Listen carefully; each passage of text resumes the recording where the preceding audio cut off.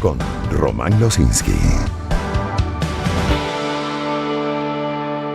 Son las 6:19 de la mañana. Comencemos este recorrido con lo que titula F, que es que la ONG Foro Penal cifró este jueves en 568 el total de liberaciones de presos políticos, las últimas excarcelaciones realizadas en medio de este proceso de liberaciones que arrancó en enero y también de esta amnistía aprobada hace una semana. En un mensaje en X, Foro Penal dijo que entre estos 568, más de 500 hay 52 personas con nacionalidad extranjera y 182 militares. Cifra de Foro Penal. Ahora, la Plataforma Unitaria Democrática informó que han sido liberados 607 detenidos por motivos políticos hasta las 9:45 de la noche del jueves, ayer, a una semana de la aprobación de la ley de amnistía.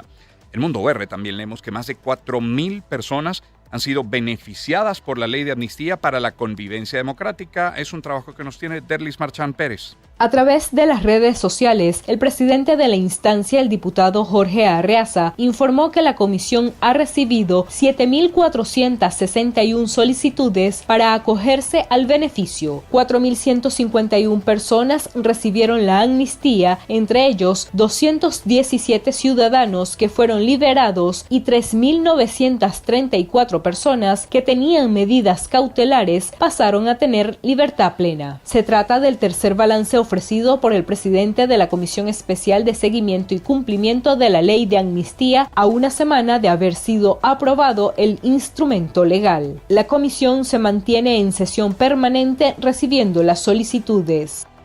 Y en Mundo UR también leemos que Carislia Beatriz Rodríguez, presidenta del TSJ, junto a otras autoridades, realizaron recorridos por los tribunales de juicio y control del Palacio de Justicia, el área metropolitana de Caracas, para verificar la aplicación de la ley de amnistía, que como saben se llama Ley de Amnistía para la Convivencia Democrática. Durante el recorrido, Rodríguez resaltó que los juzgados del país trabajan arduamente para ofrecer una justicia expedita y eficiente a los casos amnistiables. Ahora, más de 120 organizaciones venezolanas de la sociedad civil dentro y fuera del país cuestionaron este jueves la Ley de Amnistía para la Convivencia Democrática al considerar que no garantiza justicia ni reparación a las víctimas, así lo tiene el diario. En un pronunciamiento público, los grupos señalaron que el instrumento legal, pese a presentarse como una medida para la reconciliación, no cumple con estándares internacionales de justicia transicional ni establece mecanismos suficientes para el esclarecimiento de los hechos y la garantía de no repetición. Las organizaciones advirtieron que la norma deja por fuera un número significativo de personas detenidas por motivos políticos. Según sus registros, al menos 181 militares considerados presos políticos no estarían incluidos en los beneficios de ley, situación que se extiende a otros civiles vinculados a estos casos. Eso en el diario. En Confirmado leemos que desde la organización no gubernamental, la ONG Justicia Venezolana, hicieron pública la mañana de este jueves su respaldo a la ley de amnistía recientemente aprobada por la Asamblea y de la cual formaron parte en el proceso de consulta pública. En voz de la doctora Neida Pérez Morillo, abogada y especialista en Derecho Penal y directora de la organización, señalaron como un gran avance en materia de derechos humanos y citan acá en Confirmado como establece el artículo número 2 de esta ley. En su ordinal 2, en Venezuela, apostamos a la promoción de la paz, de la convivencia, de la rectificación y de la reconciliación, que impere la justicia, la equidad, la transparencia, recalcó esta abogado, repito, Neida Pérez Morillo, es miembro de la ONG Justicia Venezolana. Ahora, la Organización Defensora de Derechos Humanos, Foro Penal, confirmó este jueves que Stefania Migliorini, coordinadora jurídica de Caracas de la ONG, acompañó en los tribunales a la señora Carmen Teresa Navas, madre del preso político Víctor Hugo Quero, en la exigencia de respuesta oficial sobre el paradero de su hijo desaparecido desde el 1 de enero de 2025. Quero, de 51 años, fue detenido de forma arbitraria al inicio de 2025 en Caracas, según ha denunciado tanto su familia como abogados del Foro Penal. Desde entonces no existe confirmación oficial de en qué centro de detención se encuentra, a pesar de que la madre ha acudido a múltiples instalaciones, entre ellas Zona 7, de Jessim en Boleíta, el Helicoide y el Rodeo 1, sin obtener información verificada por parte de las autoridades venezolanas. Texto completo en Confirmado. 6:24. En F leemos que Camilo Rosso, quien fue prefecto de un municipio del estado venezolano Táchira, fue liberado este jueves tras cumplir más de 5 años de prisión, donde estuvo recluido acusado de haber ayudado a Juan Guaidó a salir de Venezuela en 2019. Y en Confirmado leemos que el Sindicato Nacional de Trabajadores de la Prensa informó este jueves que fue liberado el periodista Pedro Uribarri, quien se encontraba detenido desde mayo del año 2025. Y en una actualización crucial para el caso del periodista Ramón Centeno, la defensora de derechos humanos, Juliana BC, así aparece como usuario en X, antes Twitter, informó la tarde de este jueves que el comunicador finalmente ha superado los obstáculos administrativos y se prepara para una intervención quirúrgica de emergencia este fin de semana. Tras semanas de dilaciones judiciales y denuncias sobre el deterioro de su salud, el comunicador, quien salió en silla de ruedas luego de sufrir mal estado de salud durante su detención, ha logrado dar un paso decisivo hacia su recuperación física. Y en confirmado también leemos que más de 200 detenidos por razones políticas, entre los que se encuentran el gendarme argentino Nahuel Gallo, recluidos en la cárcel El Rodeo 1, cumplen este jueves 5 días ya en huelga de hambre. Lo informó la ONG Comité por la Libertad de los Presos Políticos. Hablando de Gallo, el gendarme argentino habló este jueves por primera vez con su familia, con su esposa, desde que fue detenido en Venezuela. Pudo comunicarse con ella, aseguró que se encuentra bien. Pasaron 445 días desde que el gendarme quedó preso en Venezuela, sin comunicación. Este jueves, en horas de la mañana, fue Alexandra Gómez, su pareja, quien recibió el llamado que le volvió el alma al cuerpo, así lo dijo. Dijo, después de 445 días me volvió el alma al cuerpo. Nahuel me llamó. Nahuel llamó para decirme que seguía fuerte, que nos necesitaba fuertes, lo queremos libre, necesita estar con su familia. Esto lo dijo la esposa, quien por cierto estaba concediendo una entrevista a un medio argentino, y ese momento precisamente quedó grabado en video cuando desaparece de la pantalla, recibe una llamada, deja a los comunicadores como a la expectativa y cuando regresa informa todo esto que acabamos de comentar. Confirmado también nos tiene que el Comité por la Libertad de los Presos Políticos confirmó en la noche del jueves a través de su cuenta en X la liberación de un nuevo grupo de ciudadanos que se encontraban detenidos por motivos políticos en el país. También informó que este jueves se cumplieron 49 días de vigilia continua en las adyacencias del Helicoide en Caracas, donde familiares exigen la libertad de personas detenidas por razones políticas. Hablando de familiares, el diario nos tiene que familiares de detenidos por motivos políticos que pernoctan en el Rodeo 1 en Miranda, denunciaron la grave situación de vulnerabilidad en el centro penitenciario. De acuerdo con un video publicado en redes sociales, tras intentar comunicarse con sus seres queridos desde una colina cercana al centro de detención, recibieron los siguientes reportes. Mencionan dos acá en el diario. Denunciaron el caso de Enzo Flores, quien tiene 16 meses utilizando un tutor médico. Según los testimonios, Flores habría sido golpeado por un custodio directamente en la zona afectada, lo que provocó un sangrado. Y luego, el otro elemento que destacan aquí en esta nota del diario, los familiares de los presos, es hostigamiento por parte de efectivos de la Guardia Nacional Bolivariana contra familiares que intentaban obtener información. Luego, 6:27, en confirmado leemos que una comisión diplomática de la Embajada de Colombia en Venezuela realizó una visita al centro penitenciario, precisamente el Rodeo 1, para conocer sobre la situación de ciudadanos colombianos recluidos en ese penal.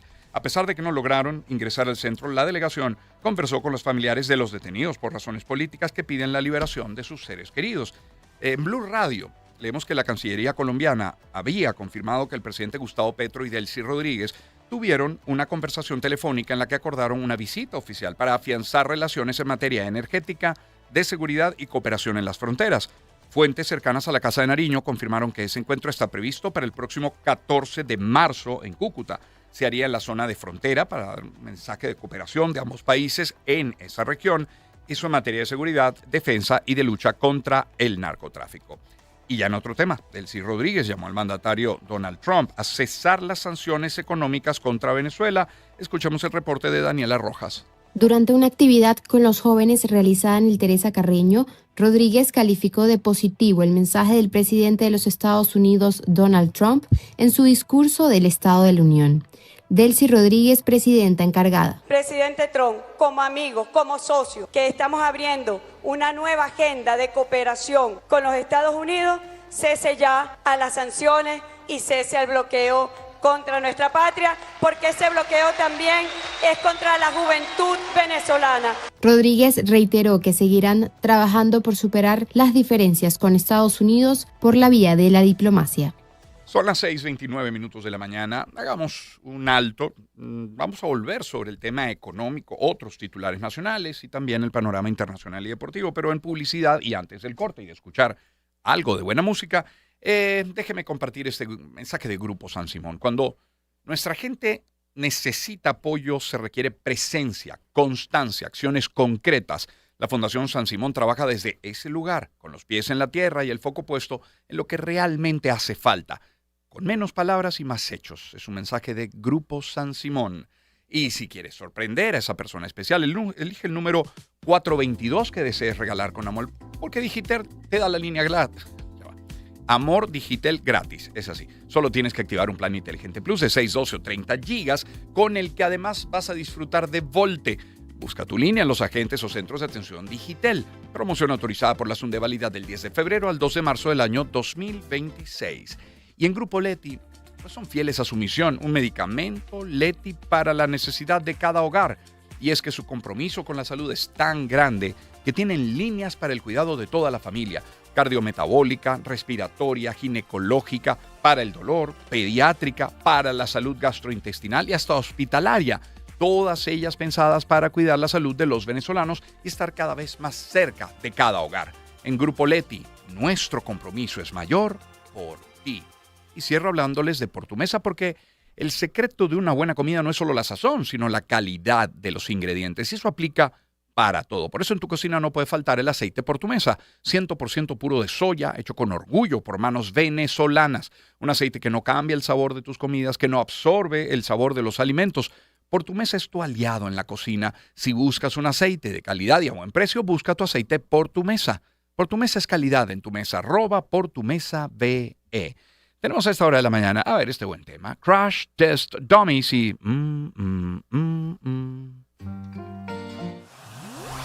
Encuentro de generaciones. Éxitos. Caracas, Valencia, Maracay, Puerto La Cruz, Puerto Ordaz, Barquisimeto, El Vigía, Mérida, Táchira, Margarita, Maracaibo, Maturín. Guarenas, Guatire. Éxitos. Sonidos en primera fila.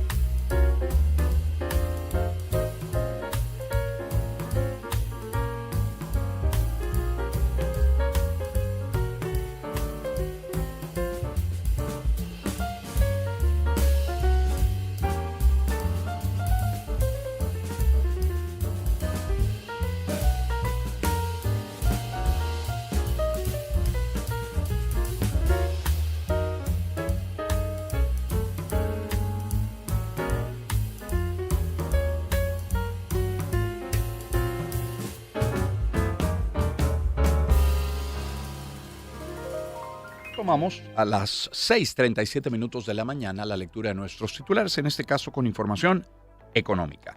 Tenemos que Delcy Rodríguez y representantes del Ejecutivo Nacional en el sector hidrocarburos participaron en una reunión de trabajo con directivos de la energética británica Shell en el Salón Simón Bolívar del Palacio de Miraflores. La información difundida a través de canales oficiales indica que Venezuela evalúa establecer alianzas para la reactivación de pozos petroleros, explotación de yacimientos gasíferos y atraer nuevas inversiones. En la reunión estuvieron presentes los directivos Adam Lomas, vicepresidente regional de Shell, Cedric Kramers, presidente de Shell Global Gas and Power, Elías Nucete, gerente general de Shell en Venezuela, y Alfredo Urdaneta, presidente de Shell en Venezuela. En Reuters también leemos que se espera que las ventas bajo un acuerdo emblemático de suministro de petróleo entre Venezuela y Estados Unidos alcancen los $2.000 millones para finales de este mes. Lo dijo el jueves el secretario de Energía de Estados Unidos, Chris Wright, a los periodistas en Texas. Y el Ministerio de Petróleo en Venezuela ha suspendido 19 contratos de participación en la producción de petróleo con empresas privadas que fueron firmados durante el gobierno de Nicolás Maduro, dijeron 4 fuentes con conocimiento del asunto, y de esto se hace eco Reuters. La suspensión hasta ahora no ha tenido impacto en la producción de petróleo, de gas del país, según dijeron las fuentes. La petrolera estatal PDVSA está vendiendo el crudo que se produce bajo esos contratos incluso mientras están suspendidos, según agregaron. Y en Reuters también leemos que la división comercial estadounidense de Saudi Aramco adquirió un cargamento de crudo venezolano Boscan para entrega en marzo, su primera adquisición de crudo pesado apto para la fabricación de asfalto, según informaron fuentes familiarizadas con el acuerdo. El cargamento fue vendido por la importante petrolera estadounidense Chevron a Saudi Aramco, según una de esas fuentes. Aramco adquirió Motiva Trading en 2023 y se convirtió en el único proveedor de Motiva Enterprises, propietaria de la refinería de 640.500 barriles por día en Port Arthur, en Texas, la más grande, de hecho, de los Estados Unidos. Ahora, en Reuters también leemos que la federación que agrupa los operadores de estaciones de servicio de bombas de gasolina en Venezuela declaró el jueves una situación de emergencia, argumentando que los ingresos que obtienen por la venta de combustibles son insostenibles, esto según un documento interno revisado por Reuters y por 2 fuentes del sector además. La Federación Nacional de Asociaciones de Empresarios de Hidrocarburos, FENEGAS, indicó en la carta dirigida a sus afiliados que la rentabilidad de las estaciones de servicio se ha desplomado y que muchas están al borde de cerrar si no hay cambios en la estructura de comercialización y distribución de combustibles. En Banca y Negocios, leemos que Carlos Luna, director de ProColombia Venezuela, indicó que la Agencia de Promoción de Inversiones se afianza en una nueva etapa de relaciones comerciales binacionales y que el objetivo actual es la búsqueda de empresarios de ese país, me refiero a Colombia, que inviertan en producción acá, en Venezuela. Y en Banca y Negocios leemos que la primera vicepresidenta de la Federación de Cámaras y Asociaciones de Comercio y Producción de Venezuela, Fedecámaras, Tiziana Polesel, indicó que hay algunos acuerdos que deben revisarse entre Venezuela y Colombia, precisamente con el fin de lograr que el intercambio comercial sea justo y equitativo. Asimismo, resaltó que para que una empresa pueda participar en las ventajas que da la Bolsa de Valores de Caracas, esta debe ser 100% formal y debe tener todos sus documentos en regla. Por cierto que Tiziana Polesel será una de nuestras invitadas a las 7 de la mañana. Ya les digo de qué va este tema porque hay varios titulares vinculados a él. Banca y Negocios también nos tiene que Richard Bolívar, presidente de la Cámara de Comercio Venezolano-Dominicana, indicó que el gremio estima un incremento de 20% en el comercio no petrolero entre los dos países sobre los 200 millones que se transan actualmente. Bolívar explicó que tras el cese de operaciones de Petrocaribe, ambos países optaron por la implementación de un nuevo método de comercialización de rubros en los que Venezuela exportó productos como aluminio, vidrio o cemento y recibió farmacéuticos, químicos y plásticos desde República Dominicana. También en este portal leemos que la aerolínea portuguesa TAP tendrá vuelos disponibles en la ruta Caracas-Lisboa a partir del 4 de abril. Esto según información publicada en la página web de la propia empresa. TAP publicó disponibilidad de vuelos en la ruta Caracas-Lisboa, cuyo costo de pasaje es de 974 euros con 15 céntimos. Recuerden que el pasaje a Margarita está en $350, ¿no? No se nos olvide. En Mundo UR tenemos que en el estado Lara el presidente de Consecomercio, José Gregorio Rodríguez, aseguró que la reactivación de vuelos en el país es un punto clave para el sector que representa. Ramón Vélez tiene el reporte. Indica que este tema es de suma importancia debido a que Venezuela estima un elevado número de inversiones en diversas áreas. José Gregorio Rodríguez, presidente de Consecomercio, 1:45 de la tarde. Porque porque eso va a facilitar los tiempos también de intercambio. Cuando usted fomenta el turismo, ¿qué sucede en los aeropuertos? ¿Qué sucede en nuestros restaurantes? ¿Qué sucede en nuestros hoteles? Ya, bueno, pero es que eso es cámara hotelera, eso es turismo, ya va. Y esos hoteles, esos restaurantes, esos aeropuertos no requieren insumos y artículos de aseo personal, no requieren alimentos, no requieren artículos de ferretería y electricidad, no requieren de profesionales que presten servicio. Por otro lado, desde Consecomercio invitaron a la población a participar en la asamblea anual que se celebrará en Barquisimeto los días 21 y 22 de mayo para mostrar las bondades productivas que ofrece el Estado Lara. Y escucha, hay varios titulares que tienen que ver con salario. Por ejemplo, en Mundo VR encontramos que en Aragua sindicatos exigieron respeto a los derechos laborales y ajuste de salarios. Este primer reporte con Carmen Elisa Pecorelli. Trabajadores de diversos gremios del estado Aragua se concentraron en la conocida Plaza Rotaria de la ciudad de Maracay para caminar hasta la Inspectoría del Trabajo y entregar un pliego de solicitudes en cuanto al aumento salarial y algunas deudas pendientes. Así lo dio a conocer el profesor de la UCB, Pedro Torresillas. Exigimos el aumento salarial, el respeto a las contrataciones colectivas, el respeto a la ley del trabajo vigente y a la Constitución Nacional, aumento de salario y respeto a los derechos laborales. Se trata de 106 organizaciones sindicales a nivel nacional en una jornada que se realiza este jueves en diversos estados de Venezuela. A ver, en EFE leemos además que decenas de trabajadores y representantes gremiales protestaron este jueves ante la sede del Ministerio del Trabajo en Caracas para exigir respeto a los derechos laborales, a la actividad sindical y a un aumento de salario y pensiones también. En Venezuela, congelados desde 2022 en 130 bolívares, que son 31 centavos de dólar a la tasa el día de hoy. El salario ha dejado de cumplir su función económica y social. Hoy opera como un mecanismo de control político y social, induciendo a la pobreza. Esto lo denunció la profesora Raquel Figueroa desde Plaza Caracas, en el centro de la capital, donde se concentraron los manifestantes. Ya van dos titulares que tienen que ver con salario, con la exigencia de un aumento de salario. Un tercero lo tiene el diario Versión Final. Un grupo de trabajadores se concentró en los alrededores de la Plaza Caracas, sede del Ministerio del Trabajo, para exigir un aumento general de salarios y pensiones que, según los manifestantes, permanecen congelados desde el año, insisten, 2022, con pancartas que decían no más salarios de pobreza o por un salario igual a la canasta básica. Los trabajadores denunciaron que pese a la entrada de más de $1.000 millones al país en el último mes, no se ha destinado recurso alguno para mejorar las condiciones de los jubilados y empleados venezolanos. También solicitaron la discusión de la contratación colectiva y la eliminación del instructivo ONAPRE que regula los pagos del sector público. Educación. Pues también allí tenemos otro titular que tiene que ver con aumento de salarios, porque la Asociación de Profesores de la Universidad Central de Venezuela acordó que este jueves se cumplen 1.443 días sin aumento de salario, jubilaciones o pensiones. Por este motivo, la asociación convocó varias manifestaciones para exigir salarios y pensiones dignas frente al Ministerio del Trabajo en la Plaza Caracas y en las inspectorías de trabajo en el interior del país. La pensionada Ana Mercedes Lares expresó que el dinero que reciben por la pensión y el bono de guerra económica no son suficientes para cubrir sus necesidades. No solamente partiendo esos cuatro titulares el día de hoy, es de la necesidad que tan frecuentemente se escucha un aumento de salario, hemos querido nosotros invitar a varios representantes para hablar del tema. Por eso tendremos en pocos minutos, unos 15 a 20 minutos, a Tiziana Polesel, primera vicepresidenta de Fede Cámaras. Tendremos a Tito Blanco, miembro de la dirección ejecutiva de la Confederación de Trabajadores de Venezuela. La idea era tener una especie de conversación tripartita. Lamentablemente, dos personas contactadas de dos comisiones diferentes dentro de la Asamblea Nacional se encuentran ahora fuera de la ciudad de Caracas y no pudieron acompañarnos, pero hemos querido integrar al miembro del Consejo de Administración de la Organización Internacional del Trabajo. Me refiero a Jorge Roy. ¿Será posible que unos veamos acá? Obviamente no vamos ni a decretar, ni a fijar, ni a ubicar un aumento de salario, pero tener una idea de cuánto aspiran y de cuánto sería posible aumentar. Lo sabremos en la próxima parte de nuestro programa. También en educación y en Mundo VR leemos que en Monagas, más de 260 estudiantes de la Universidad Nacional Experimental Simón Rodríguez denuncian estar afectados por irregularidades en la carga de notas. Escuchemos a Johnny Moisés Ulloa.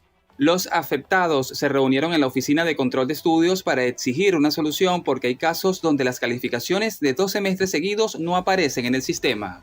Jazmín Martínez, estudiante de Educación Integral, jueves 1 de la tarde. El sistema se hace, el cual se cayó aproximadamente hace como 1 año y medio, 2 años. Muchos tenemos ahorita esa inquietud, esa problemática. Por ejemplo, en mi caso, que ya vamos saliendo, estamos en la espera de presentar trabajo especial de grado y a mí me faltan 2 notas que no me aparecen. Mi compañera de tesis le faltan 25 notas. Entonces, como hay ella, hay muchos. Ante la situación, el director de la Universidad Simón Rodríguez en Maturín, Rubén González, se pronunció sobre la falla.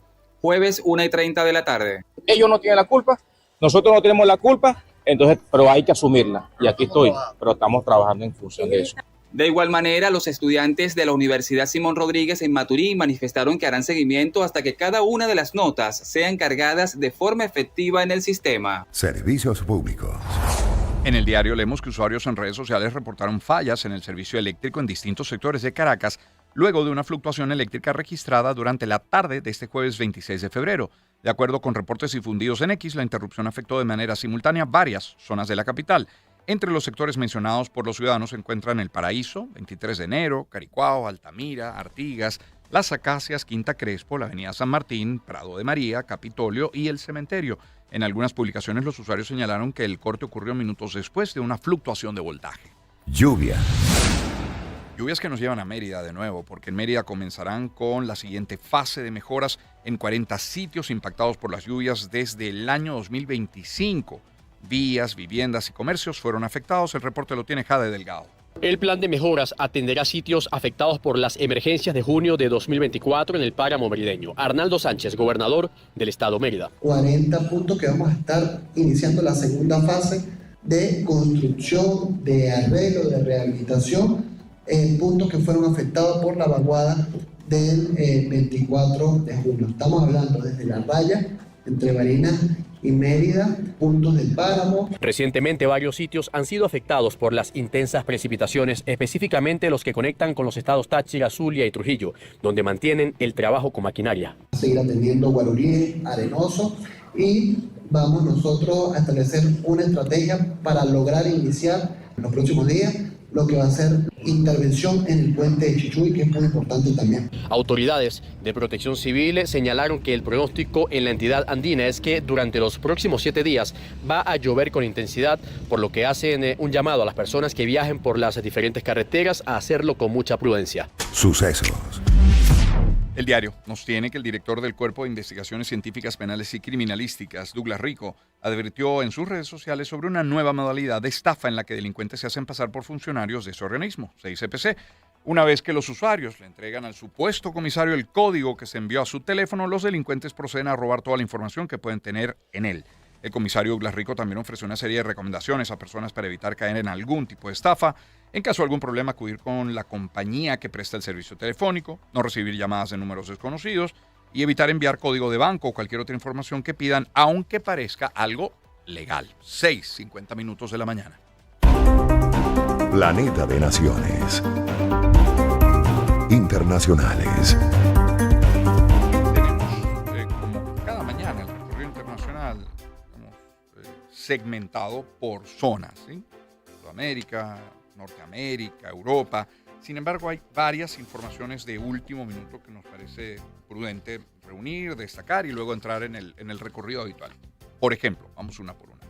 Tenemos en la cuenta en X de la Embajada de Estados Unidos en Jerusalén, voy a traducir el primer párrafo al menos de esta nota, dice: en febrero 27, es decir, el día de hoy, 2026, el Departamento de Estado ha autorizado la partida, la salida de personal del gobierno de los Estados Unidos que no sea de emergencia, personal y familiares, miembros del gobierno de los Estados Unidos, de su misión en Israel debido a riesgos en su seguridad. Es lo que diría ese primer párrafo de esa nota. Luego encontramos, por ejemplo, en la agencia F, que el USS Gerald Ford, el portaaviones más grande del mundo, llega este viernes a la costa norte de Israel para unirse al despliegue militar estadounidense en Oriente Medio ante un posible ataque a Irán, y vamos a revisar algunas notas que tienen que ver con ello.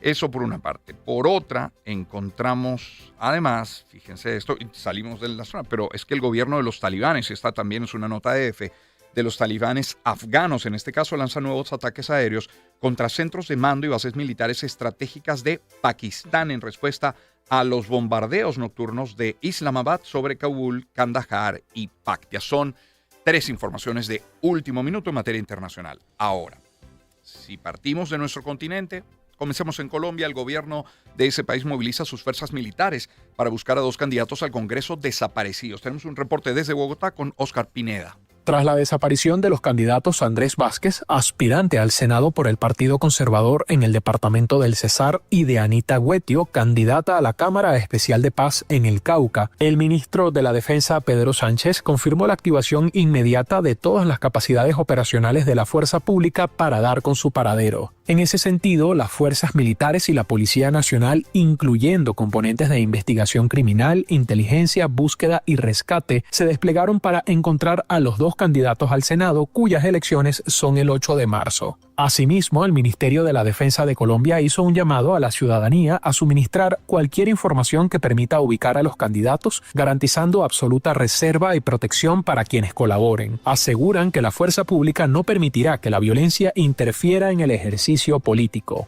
El senador colombiano de izquierda, Iván Cepeda, amplió su ventaja en las encuestas de intención de voto para las elecciones presidenciales del 31 de mayo y prácticamente duplica a su rival más inmediato, el derechista Abelardo de la Espirella, según una encuesta divulgada el día de ayer. Y en F, también leemos que Colombia muestra una persistencia del conflicto armado, según el informe anual de la Oficina del Alto Comisionado de Naciones Unidas para los Derechos Humanos, divulgado este jueves, que registró en 2025 el asesinato de 99 defensores de derechos humanos y 53 masacres. De Colombia a Ecuador, que elevó a 50% los aranceles a productos colombianos en medio de una creciente tensión comercial entre los 2 países. Estefanía Chaparro tiene desde Quito este reporte. El gobierno del presidente Daniel Noboa incrementará del 30 al 50% la denominada tasa de seguridad aplicada a las importaciones provenientes de Colombia. La medida entrará en vigencia el 1 de marzo del 2026 y, según el Ejecutivo, responde a la falta de acciones concretas en materia de control y seguridad en la frontera común. La decisión se produce después de que Colombia impusiera un arancel recíproco del 30% a varios productos ecuatorianos y aplicara restricciones al ingreso terrestre de determinadas mercancías, lo que profundizó el conflicto comercial iniciado a comienzos de febrero. En este contexto, el gobierno ecuatoriano sostiene que el ajuste busca fortalecer la corresponsabilidad entre el crimen organizado transnacional y resguardar la producción nacional. No obstante, representantes del sector empresarial alertan que el aumento podría encarecer bienes importados y generar presiones en cadenas de suministros que dependen de insumos colombianos. Entre los productos potencialmente impactados figuran materias primas industriales, fármacos, vehículos y otras manufacturas. Gremios exportadores y cámaras de comercio han insistido en la necesidad de retomar el diálogo bilateral para evitar mayores efectos sobre el intercambio comercial y los consumidores en ambos mercados. El alcalde de Lima, Renzo Reyardo, exigió este jueves al nuevo gobierno de Perú que vuelva a declarar el estado de emergencia en la capital del país por el auge de la criminalidad. Ese instrumento legal, dice, permite fortalecer la acción operativa de las fuerzas del orden, así lo publica Associated Press. Y en F, tenemos que continúan subiendo los casos de chikungunya en Bolivia. Lo denunciaron autoridades sanitarias de Santa Cruz. Este jueves, el director del Servicio Departamental de Salud, SEDES, Julio César Coca, confirmó que ya se contabilizan 5 fallecidos y 3.938 contagios en la región. Tenemos que informar que son 3.938 los casos.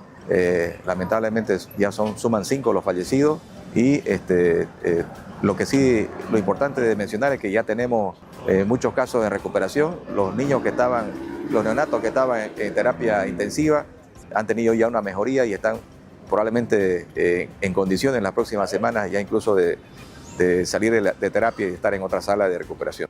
Y un grupo de parlamentarios brasileños protagonizó una trifulca luego de que una comisión del Senado aprobara levantar el secreto bancario y fiscal de un hijo del presidente Luis Ignacio Lula da Silva, cuyo nombre ha sido citado en una investigación de un escándalo de corrupción. Europa Press nos tiene que al menos 53 personas han muerto en los últimos días como consecuencia del fuerte temporal de lluvias que ha estado azotando varias áreas del sureste de Brasil, en especial el estado de Minas Gerais, donde se ha registrado el mayor número de víctimas mortales y desaparecidos también. Y más al sur, el Senado de Argentina aprobó el acuerdo de libre comercio entre Mercosur y la Unión Europea, con el que proyectan un crecimiento de más de 120% en los próximos 10 años. Carlos Iván Suárez tiene un reporte desde Buenos Aires. Con 69 votos a favor y 3 en contra, fue aprobado en el Senado de Argentina el acuerdo entre el Mercosur y la Unión Europea, ratificando el compromiso adquirido en Asunción, Paraguay, el pasado 17 de enero. Patricia Bullrich, senadora. Muchos países han avanzado en acuerdos comerciales con Europa. Lo hizo Chile, lo hizo México, lo hizo Perú, lo hizo Colombia, Ecuador, Costa Rica, Sudáfrica, Nueva Zelanda. La Argentina atravesó años de dudas, de aislamiento, de oportunidades perdidas. El acuerdo permitirá la eliminación de aranceles para el 92% de las exportaciones del Mercosur hacia la Unión Europea y generará un impacto significativo para Argentina con proyecciones de crecimientos exportadores de hasta 122% en 10 años. Sectores estratégicos como energía, minería, agroindustria e industria se verán especialmente beneficiados. A través de un comunicado oficial, el presidente Javier Milei se mostró satisfecho y reafirmó su compromiso de llevar al país a la integración internacional. Europa.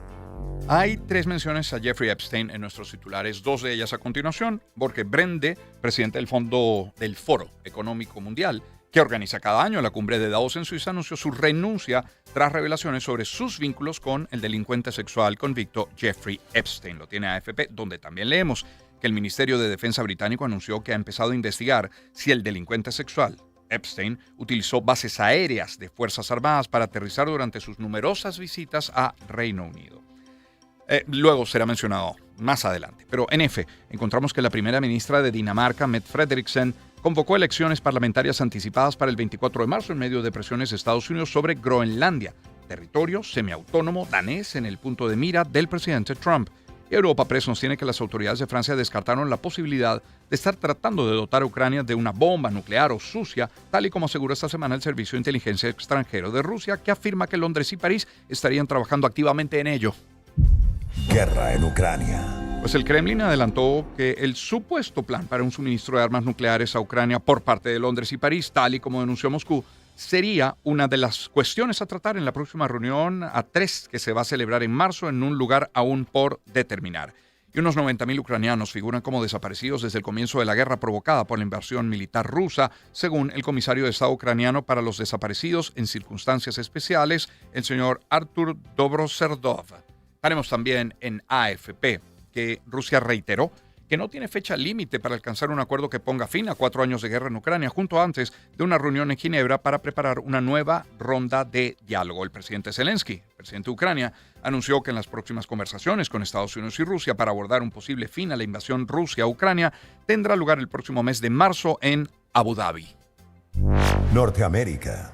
La primera dama de Estados Unidos presidirá un encuentro del Consejo de Seguridad de Naciones Unidas. Una vez que la primera dama de Estados Unidos, dice acá Donald Trump, presidirá un encuentro del Consejo de Seguridad de Naciones Unidas. Vamos a ver, vamos a intentar descifrar este titular. Presidirá un encuentro del Consejo de Seguridad de Naciones Unidas una vez que el país norteamericano asuma el 2 de marzo la presidencia rotatoria del organismo, con lo que se convertirá en la primera en hacerlo. Sí, efectivamente. Pero dice, la primera dama de Estados Unidos, ha debido decir Melania Trump, esposa del mandatario Donald Trump. En todo caso, hay un error en la redacción o en la transcripción acá en los titulares. Europa Press lo tiene. En F también leemos que la ex secretaria de Estado y ex primera dama de Estados Unidos, Hillary Clinton, negó este jueves ante un comité del Congreso haber conocido en persona al delincuente sexual, de nuevo, Jeffrey Epstein, o haber tenido conocimiento de los delitos que éste cometió. Y un portavoz del Departamento de Seguridad Nacional de Estados Unidos aseguró a funcionarios electorales que los agentes del Servicio de Inmigración y Control de Aduanas no patrullarán los centros de votación en las elecciones de medio término en noviembre, según dijeron asistentes a la llamada de los medios, una rueda de prensa. El gobierno de Cuba, por su parte, afirmó que mantiene comunicación con la administración de Trump sobre el incidente en sus aguas territoriales que saldó con 4 muertes y que las autoridades estadounidenses han mostrado disposición a cooperar. Asimismo, el presidente de Cuba, Miguel Díaz-Canel, subrayó que el país se defenderá con determinación y firmeza frente a cualquier agresión terrorista tras la muerte de 4 tripulantes de una embarcación registrada en Estados Unidos en un tiroteo con fuerzas de seguridad cubanas en aguas de ese país caribeño. Se refieren a la isla. Y el líder norcoreano Kim Jong-un condicionó una mejora de las relaciones bilaterales con Estados Unidos si Estados Unidos abandona su política hostil, mientras reafirmó su rechazo total a Seúl durante un congreso clave que concluyó con un desfile militar, según informó la agencia estatal KCNA. Y el vicepresidente de Estados Unidos, J.D. Vance, afirmó este jueves que no hay posibilidad de que un ataque contra Irán, medida que el mandatario Donald Trump está considerando, desemboque en una guerra prolongada en la región, según una entrevista con The Washington Post. Acabamos de comentar hace un instante nada más eso, que el USS Gerald Ford, que es el portaaviones más grande del mundo, llega este viernes a la costa norte de Israel para unirse al despliegue militar estadounidense en Oriente Medio ante un posible ataque a Irán. Y de esa información, por supuesto, estaremos pendientes a lo largo del programa. 7:02 de la mañana, nos vamos al corte con Madness y Debe Ser Amor. Encuentro de generaciones. Éxitos. Caracas, Valencia, Maracay, Puerto La Cruz, Puerto Ordaz, Barquisimeto, El Vigía, Mérida, Táchira, Margarita, Maracaibo, Maturín. Guarenas Guatire. Éxitos. Sonidos en primera fila.